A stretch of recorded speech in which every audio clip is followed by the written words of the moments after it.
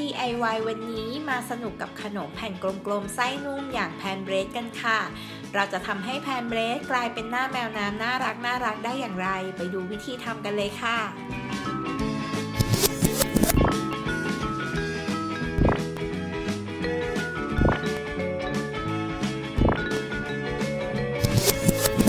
เริ่มที่นำสาหร่ายตัดเป็นวงกลมนะคะวางลงบนแพนเบรดค่ะส่วนนี้ทำเป็นตาของแมวน้ำนั่นเอง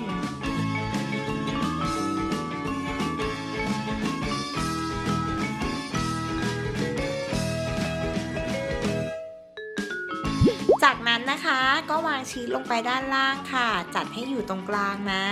อย่าลืมใช้สาหร่ายวงกลมที่ตัดเป็นชิ้นเล็กๆนะคะตกแต่งด้วย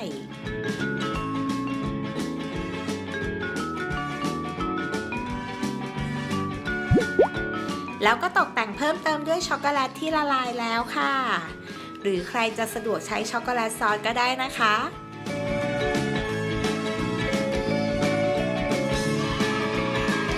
เรียบร้อยค่ะแค่นี้เราก็เพิ่มความน่ารักให้กับขนมธรรมดาใกล้ๆตัวได้แล้ว